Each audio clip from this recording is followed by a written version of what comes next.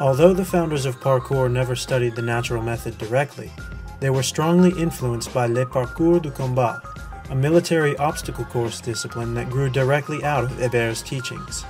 Thus, it's not surprising that parkour shares many of the core principles of the natural method, including its philosophy of whole-body strength and its insistence on utilitarian natural motion.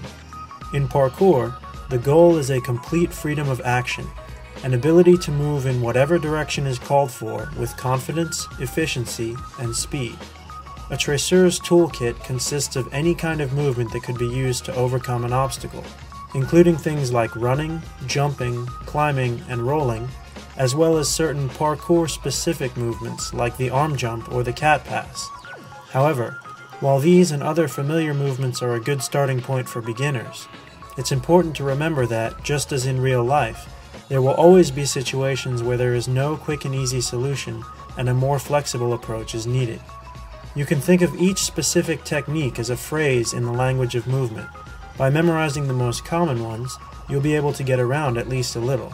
But if you limit yourself to that kind of ability, if your answer to everything is a predefined response, you will never progress beyond a certain level, because you will constantly be trying to fit the world into your parkour instead of the other way around.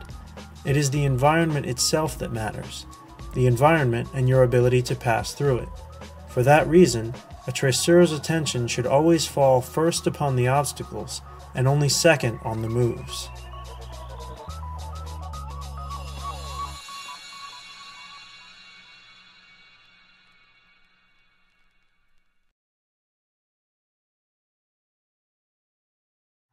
Of all of the obstacles that receive attention in the world of parkour, the one that is most often forgotten is also the most common: empty space.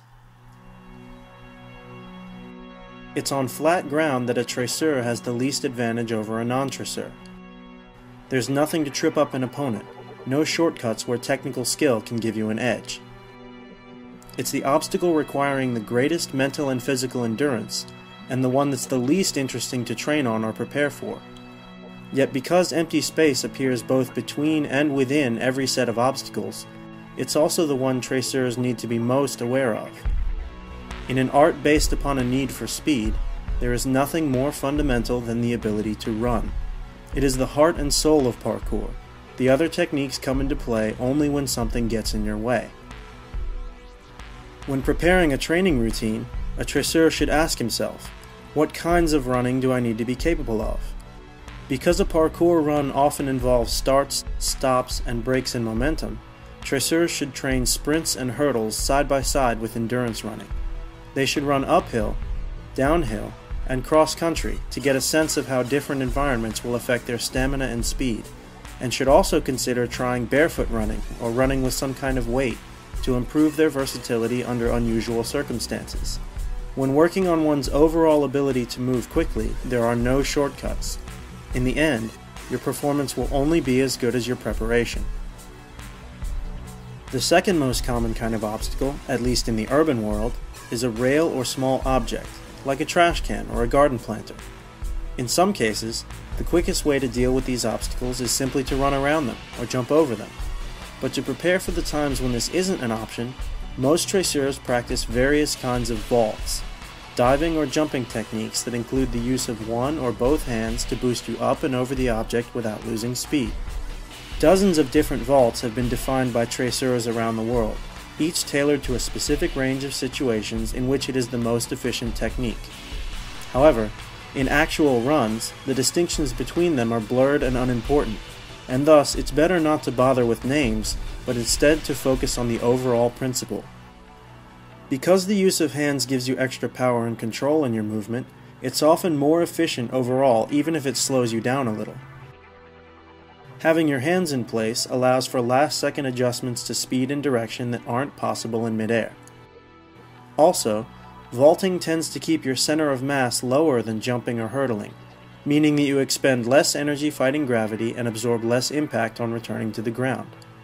However, although as traceurs we seek out obstacles that allow us to prepare for a wide range of possibilities, in a genuine emergency many of these obstacles would simply be bypassed for the sake of time, and thus the vault, which often gets the most attention from beginners, is actually one of the less important parkour techniques.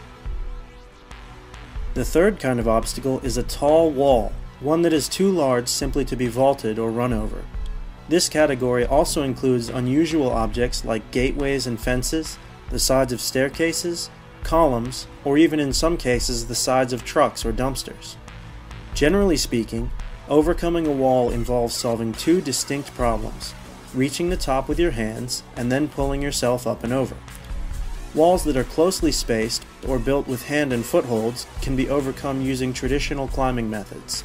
However, the majority of the walls in the urban environment call for a technique known as a tic-tac. The main idea behind a tic-tac is that you can easily translate horizontal speed towards a wall into a direction change by pushing off with your feet. Typically, a single solid step just above waist height is the best option. Although tic-tacs can also be used to augment vaults or certain kinds of jumps, usually they serve either to boost a traceur to the top of the wall in front of him, or to provide the height and distance needed to catch the top of an adjacent wall.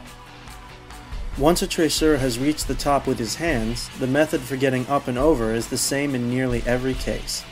Kicking his feet against the surface of a wall for traction, he will execute a pull-up style motion that brings his torso above the edge and allows him to swing his feet either onto or up and over the lip.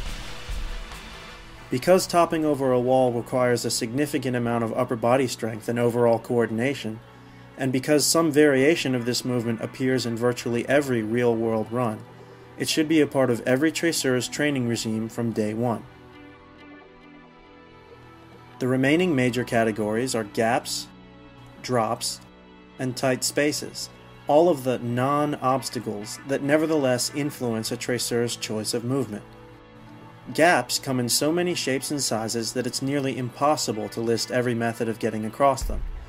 They may be defined by the edges of buildings, by rails, walls, by water, or simply by lines on the pavement, and their sides may be at different heights. When the two sides of a gap are close enough, jumping is certainly an option, but so are vaulting, swinging, diving, and pushing techniques. When preparing to cross a gap, traceurs may be running, standing, or hanging. They may come into the other side with a full stop, with a running touchdown, or with an arm jump landing leading into a climb-up. This level of variety makes it impossible to think in terms of guaranteed methods. The key things to remember with gaps are, first, that you want to choose whatever technique gives you the best chances of making a safe recovery on the other side, and second, that you never want to cross a gap in one direction unless you are sure that you can make it back again. Parkour is not simply about A to B, but also B to A. The ability to get away from any particular spot is just as critical as the ability to get there in the first place. Drops can also come in a variety of configurations, but the methods for dealing with them are much more limited.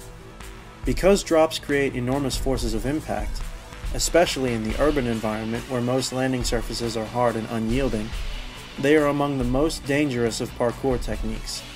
Even drops of relatively small heights like 6 or 7 feet should be built up to over long periods of time, with a slow progression that includes conditioning and strength training for the knees and ankles.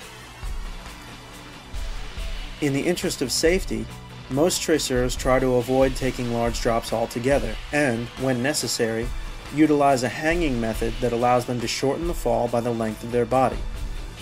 The two main landing techniques, which can be used from this position or from any other kind of starting point, are the roll, which absorbs the impact by translating vertical motion into forward rotation, and the slap out, which dissipates shock and helps guide a traceur towards a healthy landing position.